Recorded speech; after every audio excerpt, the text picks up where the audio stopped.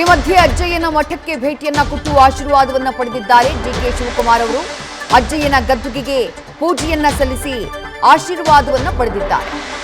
ಬೆಂಗಳೂರಿನ ನಾಗರಬಾವಲಿಯಲ್ಲಿರುವಂತಹ ಅಜ್ಜಯ್ಯನ ಮಠ.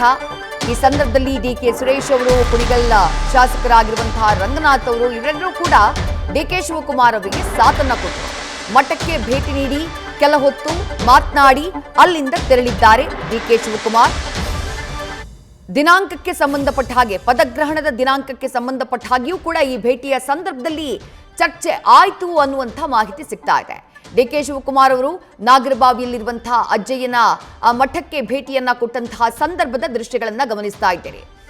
ಮತ್ತಷ್ಟು ಡೀಟೇಲ್ಸ್ ನಮ್ಮ ಪ್ರತಿನಿಧಿ ಚಂದನ ನೀಡ್ತಾ ಹೋಗ್ತಾರೆ. ಚಂದನ, ಅಜ್ಜಯ್ಯನ ಮಠ ಡಿಕೆ ಶಿವಕುಮಾರ್ ಅವರ ರಾಜಕೀಯದ ಜರ್ನಿಯಲ್ಲಿ ಅಥವಾ ಅವರ ಧಾರ್ಮಿಕ ನಂಬಿಕೆಗಳ ಒಂದು ನಿಟ್ಟಿನಲ್ಲಿ ನೋಡುವುದಾದ್ರೆ ಬಹಳ ಪ್ರಾಮುಖ್ಯತೆಯನ್ನ ಪಡ್ಕೊಂಡಿರುವಂತಹ ಮಠ ಡಿಕೆ ಶಿವಕುಮಾರ್ ಅವರ ಪಾಲಿಗೆ. ಏನೇ ಒಳ್ಳೆ ಕೆಲಸ ಮಾಡೋದಿದ್ರು, ಏನೇ ಮಹತ್ವದ ಹೆಜ್ಜೆಯನ್ನ ಇಡೋದಿದ್ರು, ಅಜ್ಜಯ್ಯನ ಮಠಕ್ಕೆ ಬಂದು ಇಲ್ಲಿ ಆಶೀರ್ವಾದವನ್ನು ಪಡೆದು ಇಲ್ಲಿ ಸಂಕಲ್ಪವನ್ನ ಪಡೆದೇ ಡಿಕೆ ಶಿವಕುಮಾರ್ ಅವರು ತೆರಳುವಂಥದ್ದು. ಈಗಲೂ ಕೂಡ ಪದಗ್ರಹಣಕ್ಕೆ ಸಂಬಂಧಪಟ್ಟ ಹಾಗೆ ಏನ್ ಕನ್ಫ್ಯೂಷನ್ಸ್ಗಳಿದ್ವೋ ಅದಕ್ಕೆ ಸಂಬಂಧಪಟ್ಟ ಹಾಗೆ ರಾಜ್ಯಪಾಲರ ನಿವಾಸದಿಂದ ನೇರವಾಗಿ ಮಠಕ್ಕೆ ಬಂದ್ರು.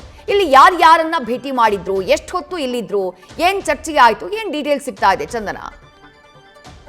ಎಕ್ಸಾಕ್ಟ್ಲಿ ವಿದ್ಯಾಶ್ರೀ, ನೀವು ಹೇಳಿದಾಗೆ ಡಿಕೆಶಿ ಅವರ ರಾಜಕೀಯ ಜೀವನದಲ್ಲಿ ಈ ಅಜ್ಜಯ್ಯ ಅವರ ಮಠ ಏನಿದೆ ಇದು ಪ್ರಾಮುಖ್ಯತೆಯನ್ನ ಪಡ್ಕೊಂಡಿರುವಂತದ್ದು. ಅಂದ್ರೆ ಈಗ ಸದ್ಯ ರಾಜ್ಯಪಾಲರನ್ನ ಭೇಟಿಯಾಗಿ ನೇರವಾಗಿ ಅವರು ಬಂದು ನಾಗರಬಾವಿಯಲ್ಲಿರುವಂತ ಅಜ್ಜಯ್ಯ ಅವರ ಗದ್ದುಗೆಗೆ ಪೂಜೆಯನ್ನ ಸಲ್ಲಿಸ್ತಾರೆ. ಅಂದ್ರೆ 10 ನಿಮಿಷಗಳ ಕಾಲ ಅವರು ಬಂದು ಮತ್ತೆ ಹೋಗೋ ಸಮಯ ಕೇವಲ 10 ನಿಮಿಷ ಆಯ್ತು. ಅವರಿಗೆ ಅವರ ಸಹೋದರ ಡಿಕೆ ಸುರೇಶ್ ಹಾಗೂ ಕುಣಿಗಲ್ ಶಾಸಕರಾದಂತ ರಂಗನಾಥ್ ಅವರು ಸಾಥನ್ನ ಕೊಡ್ತಾರೆ.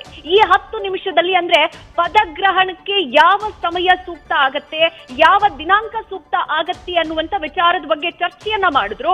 ಸದ್ಯ ಇಲ್ಲಿ ಸಿಗ್ತಾ ಇರುವಂತ ಮಾಹಿತಿ ಪ್ರಕಾರ ಅಂದ್ರೆ ಬುಧವಾರ 3ನೇ ತಾರೀಕು, ಅದು ಬಿಟ್ರೆ ಶುಕ್ರವಾರ 5ನೇ ತಾರೀಕು, ಈ 2 ದಿನಗಳು ಸೂಕ್ತ ಅಂದ್ರೆ ಒಳ್ಳೆ ದಿನ ಅನ್ನುವಂತ ಒಂದು ಮಾತನ್ನ ಅಜ್ಜಯ್ಯ ಅವರು ಡಿಕೆಶಿ ಅವರಿಗೆ ಹೇಳಿದ್ದಾರೆ ಅನ್ನುವಂತ ಮಾಹಿತಿ ಸಿಗ್ತಾ ಇರುವಂತದ್ದು. ಅಂದ್ರೆ ಒಂದ್ ರೀತಿಯಲ್ಲಿ ಡಿಕೆಶಿ ಅವರು ಕೇಳಿದ್ರಂತೆ ಯಾವ ಸಮಯ ಸೂಕ್ತ ಪದಗ್ರಹಣವನ್ನ ಸ್ವೀಕಾರ ಮಾಡೋದಕ್ಕೆ ಅಂತ ಕೇಳಿದಾಗ ಅವರು ಈ 2 ದಿನಾಂಕವನ್ನ ಸೂಚಿಸಿದ್ದಾರೆ.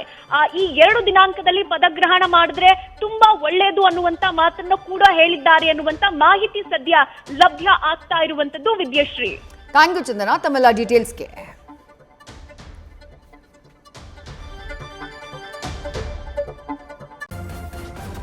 ನ್ಯೂಸ್ ಫಸ್ಟ್ ನಿರ್ಭೀತಿಯಿಂದ ನಿಮ್ಮ ಪರವಾಗಿ.